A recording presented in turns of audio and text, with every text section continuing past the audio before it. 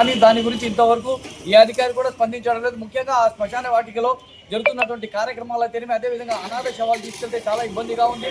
ఎందుకంటే సామాజిక కార్యకర్తలుగా ఇక్కడ ఉన్నటువంటి ప్రతి ఒక్కరూ సామాజిక సేవలు అనాథ శవాలను కూడా పూడుస్తూ ఉంటారు.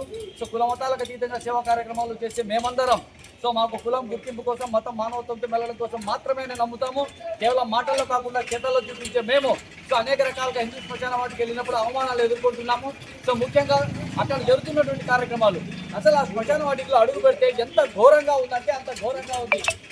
అక్కడ ఉన్నటువంటి గలీజ్ అక్కడ ఉన్నటువంటి ఆ తర్వాత ఈ పందులంతా ఎవరంటే వాళ్ళు చిల్లరగా అక్కడ జరిగే అసాంఘిక కార్యక్రమాలు అయితే ఒకటి కాదు, గాంజా బ్యాచ్ అయితే ఉంది, మందు కొట్టే వాళ్ళు ఉన్నారు, రకరకాల కార్యక్రమాలు అక్కడ జరుగుతున్నాయి. ఎందుకంటే పవిత్రమైనటువంటి చోటది, వాస్తవానికి శివైక్యం చెందేటటువంటి ఆ ప్లేస్లో ఆ స్థానంలో గలీజ్ కార్యక్రమాలు చేయడం చాలా ఇబ్బందిగా మాకు అనిపిస్తుంది. కాబట్టి మేము ప్రభుత్వం దృష్టికి తీసుకెళ్తున్నాం. దయచేసి మేము ప్రభుత్వాన్ని కోరేది, అదేవిధంగా మున్సిపల్ కార్పొరేషన్ సంబంధించిన డిపార్ట్మెంట్ హోల్ కోరేది ఒకటే.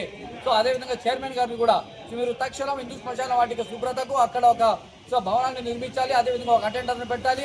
ఆ శవాల అంత్యక్రియల సమయంలో చేసేటువంటి కార్యక్రమాల కోసం ప్రత్యేకమైన నీటి వసతి ఏర్పాటు చేయాలి, అదేవిధంగా లైటింగ్ ఏర్పాటు చేయాలి, ఒక అటెండర్ని కూడా పెట్టాలని చెప్పి డిమాండ్ చేస్తున్నాము.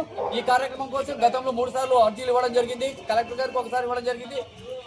తర్వాత స్పందించకపోతే రాబోయే రోజుల్లో ప్రజా సంఘాల తరఫున ఇక్కడ ముందు హిందువా ముస్లిమా క్రిస్టియన్ అనేది కాదు, మేము మానవతావాదులం కాబట్టి ఇది మా సమస్యగా మేము భావిస్తాము. ఖచ్చితంగా ఉద్యమాలు చేసి మా యొక్క హిందూ శ్మశాన వాటికను పూర్తి స్థాయి శుభ్రపరిచి అక్కడ నూతన భవనాన్ని నిర్మించుకోవడానికి మా వంతుగా మేము ప్రజాస్వామ్య పద్ధతిలో చట్ట పరిధిలో మేము నిరసన కార్యక్రమం తెలియజేస్తామని తెలియజేసుకుంటున్నాము.